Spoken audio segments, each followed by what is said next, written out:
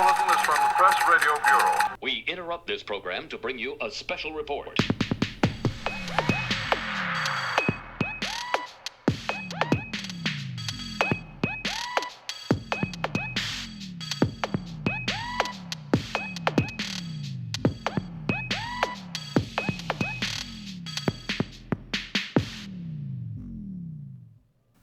Hello and welcome back to Frame Lab. Hey George.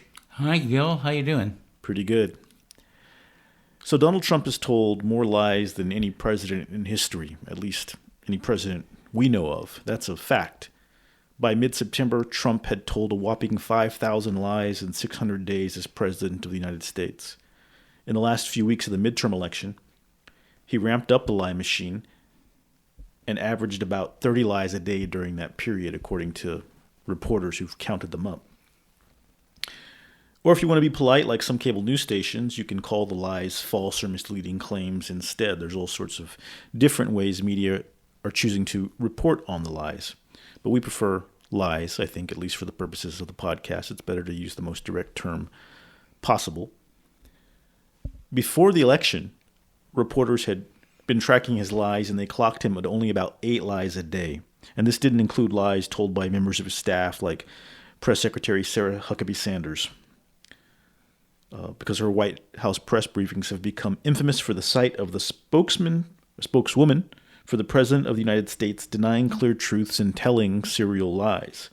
One argument, George, that we always hear in defense of the Trump administration is that all politicians lie. And while there may be some truth in that, the truth is that we've never seen anything like this. The Trump administration has weaponized lies. What do we mean by that, and why are lies so important to this president? Well, truth matters. And because truths reflect a state of the world, and that state of the world has consequences for many, many other things. So that when you lie, what you're saying is that the world isn't as it is. That those consequences that come from the way the world really is aren't there, and that opposite consequences are there. So what he's really doing is claiming that the world is different than it is. In your 77 years here on Earth and in the United States, have you ever seen anything like this? Nothing like this. How about in history before that? Have we seen other leaders who lie, who bend and twist and distort and deny the truth to the degree that the Trump administration has? Or is this something completely new in your opinion? It seems new. There were certainly other presidents who lied, but at least according to reports that we've read, nothing like this. So we've been pretty big critics of the way that the media has a reflexive habit of repeating the lies and the role that the repetition of lies plays in helping people to lose track of the truth. There's an old saying, often wrongly attributed to Winston Churchill, that a lie gets halfway around the world before the truth gets a chance to put its pants on. But disregarding the controversy over who actually said that, there's a real nugget of truth in there, that a lie travels around, and if you're trying to catch up and fact check it after the fact, well, then people have already heard the lie and it's out there. There's a reason for why this is evil. Framing first matters for the following reason, and if you have the lie out there first, that is imposing a frame. The frame is there in your brain, in your neural circuitry. Once it's out there in the neural circuitry, if you try to deny it, then you have a don't think of an elephant phenomenon, where the negation just reinforces the frame and reinforces the lie. So the question is, how do you deal with a lie when you can't just negate it? When you can't just say, well, the real fact is this, when the lie is out there first and is inhabiting your brain. It's inhabiting it thoroughly, and once it's there in your brain, it's hard to have that do anything but filter out the truth that comes later. So what's going on is that, whoever frames first wins, and if the lie gets out there first, the lie is going to stick. And that's the cognitive science side of it. I think in the press side of it, having worked in politics, we all know that the story that gets out there first is the one that most people hear, the one that most people pay attention to, and the one that's most likely going to be the narrative defining story. So in a weird way, the experience that people have in political press completely matches what you're saying about cognitive science. So even people who don't know about cognitive science, if they work in political press, understand that principle at the very least. Yeah, exactly. And it's a very important thing. And Trump uses it constantly. He's constantly preempting the frame, getting his frame out there first. And that's one of the ways in which he manipulates the media and manipulates all of us. So Trump is essentially using the media's well-known processes and protocols against the people of the United States, against the truth, and against the media itself. If the president says something, it's supposed to be the most important thing of the day.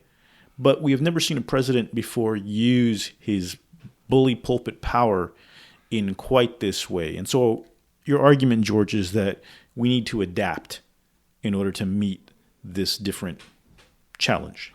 Well, Gil, I have often lectured at the Berkeley Journalism School. And what I found was, when I talk about framing and false framing, is that the journalism students are taught they're supposed to report on what important figures say. And that means saying what they say, repeating what they say, quoting what they say. And Trump manipulates this. He uses it. He uses that principle that is taught in journalism school. And the people in journalism school are not taught that everything has a frame. They're taught that, words just mean things directly in the world. And the fact that all language is framed, and that you need to know what those frames are, and those frames are part of the news. It's not just the words that are part of the news, it's the way that they're framed, the purposes that those frames serve, and so on, that are part of the news. And that's something that journalists are not taught, and that's a shame. So we've been working on some ideas to propose some new rules or protocols that can help reporters, editors, and copy editors who write all the headlines and the cut lines and captions, etc., to avoid stepping into the Trump trap of lies. And we'll be revealing those sometime a little later. But one thing you have put out into the world very clearly is a concept known as the truth sandwich. This first sort of came to prominence when you did an interview with Brian Stelter on CNN's Reliable Sources. I think it was Stelter who applied the name truth sandwich to what you were describing. And it's a really helpful way to think about the concept. But can you tell us what is a truth sandwich and how does the truth sandwich work? The principle behind it is whoever frames first wins. So you want the truth to win. And that means that you tell the truth before you state the lie. That's crucial. You have to tell the truth first. And then you have to compare the lie to the truth. You have to say what the differences are, why they're important, and so on. But then you have to wrap it up with the truth again. You have to begin framing with the truth and end the framing with the truth. That means you have a truth sandwich. And not only that, you have to say the importance of doing it, why this matters, why it matters that you get the truth out there first and last, and what the difference between the truth and the lie is and why it's important. And we've seen some people trying to innovate a little bit and deal with Trump's lies in various ways. We've seen the fact checks, some of which often begin with the lie and put the lie in the biggest, boldest font possible, and then only then try to tell the truth afterward, which is sort of, you're saying, the wrong way to do it. Exactly. I propose that journalists adopt the truth sandwich as a routine, as a thing to announce. it's truth sandwich time. And then you go and you do it. You perform a truth sandwich, and you say why it's important. And then you say, let's get on with the rest of the news. CNN tried something interesting this week where, Sarah Huckabee Sanders was giving one of her press conferences and telling lots of lies and denying obvious facts. They put a chyron on the screen that said facts first and had real-time rebuttals to things she was saying. I think that's a noble effort, but I think as a cognitive science expert, you, and as someone who's worked in politics and done some advertising, me, it's really hard to get people to pay attention to two things at once at the same time. So I'm not sure that putting the fact check on the screen, it's a great way to acknowledge that lies are being told. MSNBC, on the other hand, unlike CNN, decided not to carry the press conference live. And they got a lot of applause for that, because when you carry it live, millions of people are being forced to listen to lies without any context for those lies. Which approach do you prefer there? Well, I like the second one for an interesting reason. Whoever controls the stage has a great advantage. And so when you just turn over the press conference to Sarah Huckabee Sanders, you let her control the stage. You let her control the flow of information. You let her control the framing at each point, and so on. And not only that, if she's got a press conference there, you let her continue on and on with no truth introduced in between. So that what gets heard is the lie. It gets into your brain because you understand it. It's part of the way you understand it. And then you get the next lie, and the next lie, and the next lie. There is no attempt to frame the truth first. And that's why truth sandwiches are important. So let's dig in a little bit here on the mechanics of the truth sandwich. First of all, why do you start with the truth? Because what occurs first matters. The reason is, if you understand it, it's in the neural structure of your brain. And that is, once it's there, anything that evokes it, like the next sentence or anything like that, strengthens it. So what gets there first has an advantage in terms of what people are going to understand and take away. And I also noticed that in the truth sandwich, you have the truth at the beginning and at the end. So you have the truth repeated twice, and the lie, if you repeat it at all. There's ways to not repeat the lie, but to indicate that a false claim was made, is only repeated once, or not repeated at all. It's only stated once. So why is it more important to have more truths than lies? Because first, whoever frames first wins. That is, if you get a frame, that is, a way to understand what's going on, out there first in people's brains, then everything that comes in afterwards is going to be filtered out relative to that frame. But wouldn't you also say whoever repeats their frame more also has an advantage? Oh, yes. Repetition is extremely important because every repetition strengthens it in the brain of the listener, so that when the same thing is repeated, the neural circuit gets stronger and stronger and stronger. I was thinking of it, I'll let you be the judge of this metaphor, but one way I was thinking about it at the gym was if I put a 10-pound dumbbell in one hand and a 5-pound dumbbell in the other, then if I lift them both, one arm is going to get stronger, the one with the more weight on it. So you can't lend equal weight to a lie and the truth. It should be the opposite of that. Often, though, what we see is that the heaviest repetition, the lion's share of the first frames are the lies, because they're coming from a powerful source that people feel they have to grant those advantages to the lie. Right. And this is just what I've always found when I talk to journalism students. They're taught to simply report on who, what, when, where, and they assume that language is just language. They don't see that language means things and that it affects people's brains in a certain way. They also don't see that the language is framed and that whoever frames first wins. So simply reporting what is said first is a way to give a great advantage to whoever you're reporting on.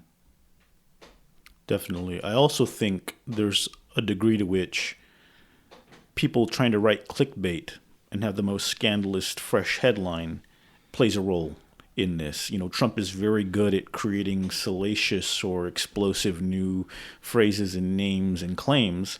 And so people, if your business is just to hunt for as many clicks as possible, you might have an incentive to go along with whatever he says. At the same time, I think there's an ethical quandary there for journalists, because what do you gain by getting all the clicks you want while simultaneously eroding the democracy that it's your job to uphold and protect? Well, Les Moonves, when he was president of CBS, was asked when CBS was putting Trump on regularly all over the place, asked, why are you helping to support Trump in this way? And he responded, well, this may not be the best thing for the country, but it's the best thing for CBS because they get more clicks and therefore, they get more advertising money because people are listening. And, that is something that people in the media have to deal with. So a question we often get about the truth sandwich is, how do you do a truth sandwich? And so, George, today you've devised a couple of truth sandwiches here to help people understand in greater detail how you actually carry out the method and construct one. And we'll also make sure this is posted online for people to read. And maybe even if you want to join us on social media, we can engage in some real-time truth sandwiching to get everyone into the practice. So, George, we've come up with a couple of truth sandwiches on two different topics. One about Trump's inauguration, the other about the Russia investigation. So do you want to walk us first through the truth sandwich concerning the inauguration? All right. As those who watched both Obama's and Trump's inauguration and who saw the comparison between the two when broadcast on TV, what they saw was that the Obama inauguration had many, many more people there than the Trump inauguration. And the importance of that has to do with the idea that legitimacy has to do with popularity. That the more popular a president is, the more legitimate his authority is. That's the idea behind this.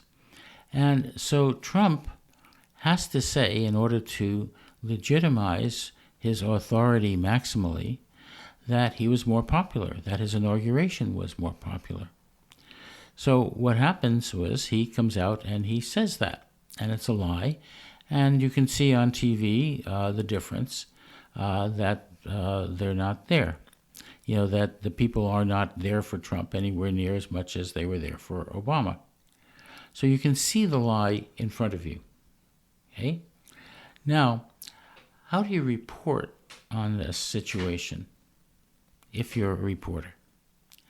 You report on it with a truth sandwich.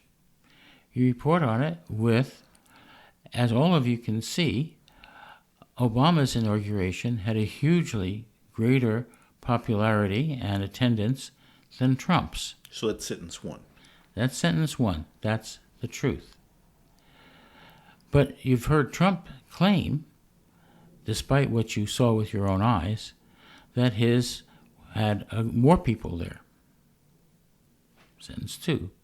So there's a disparity between the truth that you saw with your own eyes and the falsehood told by Trump. Now, what this should be reported as is quite simply a truth sandwich.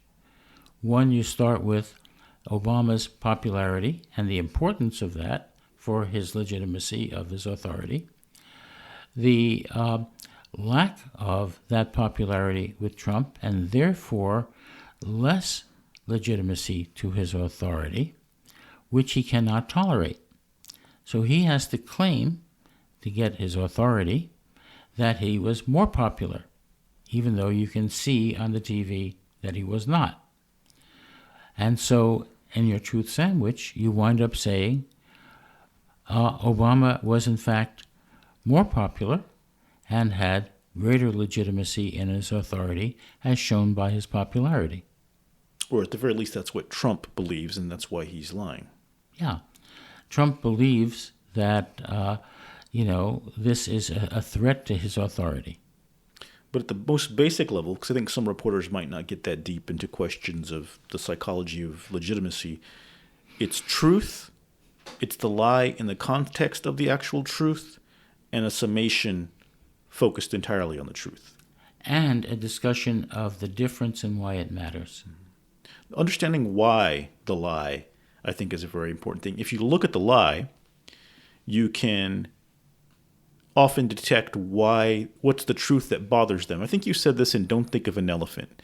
When you look for the Orwellian language that the Republicans use, if you look at it in the reverse, you will often see the truth. So, what was it?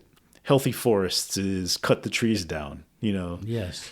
Clean air means more pollution when you're talking to Republicans. They're usually saying the opposite of what they're actually doing because they know it sounds good.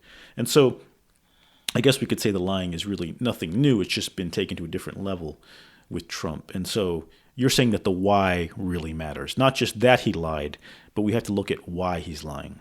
I think that's really important because the law, just the fact of a lie in itself doesn't necessarily mean anything. Mm-hmm. It's the reason that he lies that is important, because that has consequences for all of us. And the weird thing is that I think Trump is really, people talk a lot about don't let this get normalized, but he has normalized the lying in many ways by doing it so much. I mean, I spent 12 years as a spokesperson for politicians. If I had been caught in even one of the lies of the kind that Trump or his administration tell, I can't imagine that I wouldn't have been fired and drummed out of the business in a cloud of controversy and shame. But they just do it so boldly and without consequence that it's a really dangerous new format. And it's really hard to believe, as someone who has done these jobs inside of politics, that you would even try this. Yet they're getting away with it in many respects. The new abnormal, as Jerry Brown has put it. Yes, that was a good one, actually, from Jerry. He was calling it the new normal for a while. It's the new abnormal. Let's go on to our second truth sandwich second truth sandwich. Some people always going to say, you have some very smart readers online, and they're like, well, if the lie is in the middle, then that means it's a lie sandwich. But I would argue that it's actually a lie sandwiched between the truths. That's right. So there's just two different ways to look at a sandwich. Right. So in the Russia investigation, Trump has constantly attacked the legitimacy of it. So you want to explain this sandwich to us? Well, the Russia investigation has lots of evidence, from people who've already admitted that they lied about their connections to the Russians, some of them who've been sentenced and so on. And so we have lots of evidence that there were connections to the Russians in the 2016 campaign, and that they were supporting Trump, and that they did things, active things, to undermine Hillary Clinton and to support Trump. And this is known. It's known to our intelligence agency, and it's known to the reporters who study these things. So the evidence for that is very clear. It's there. It's out there. Okay? That's the truth. However, Trump comes along and says, it's just a witch hunt. They're just trying to get me, etc. There are people who are against me and who are trying to get me. This is a witch hunt. It's all false. And what he does is attack the messenger, which is a common technique. You attack the press, the lying New York Times, the fake news, etc. So that's the attack of the press, and then calls the press the enemy of the people. Says that it's not merely that I'm telling the truth and they're lying, but they're your enemies. I'm your friend. And then the media amplifies that ad nauseum. And the media amplifies that by repeating it, rather than being effective and giving truth sandwiches about it. So the issue is that Trump lies about the Russia investigation, attacks it, calls it all kinds of names. So walk us through here the sandwich you've put together. So the sandwich is this, that all of the evidence indicates that there was collusion between the Trump campaign and Russia. Lots of evidence. Some people already given jail terms on the basis of that evidence. So that much is clear. That's the truth. Trump says this is just a witch hunt. He attacks the Mueller investigation, etc. Calls it rogue, and so on. Now, so what he's done, not only that, he's put one of his guys in charge of Mueller's team in the Justice Department. Now, what he's done is taken the truth and tried to turn it upside down and lie about it, and say that the guys telling the truth are the liars, as in the fake New York Times and so on. That's a very common thing, to try to reverse things, to say that the truth tellers are the liars. When in fact they're the papers of record, there's no reason to question their legitimacy or their reporting, and he is actually a big fan of CNN and New York Times because he is clearly reading and watching them constantly. Right, exactly. So what you want to do in reporting on this situation is report on the legitimacy of the press, and that these are reputable reporters who are doing their job and doing it well, that the truths are the following, that they've discovered, that they are being attacked as messengers, and the truth is being lied about, and that you want to show the difference. The reason for this is Trump does not want the truth to be known because it would harm his goals. And then you want to wind up with the truth. Do your truth sandwich. Wind up with all of the evidence that the reporters have shown, and then why that evidence is important, why the difference between the truth and the lie matter. So basically, first, Trump's under a serious and broad-ranging investigation. Some of his close aides have already pled guilty. Second, Trump, feeling the pressure of the investigation, is attacking the investigators, the press, anybody who he perceives as giving legitimacy to this investigation. And third, despite his attacks, all the evidence indicates that there is a big problem. There's criminal action that has been taken and admitted to, and Trump and his campaign may be guilty of multiple crimes, including collusion with Russia.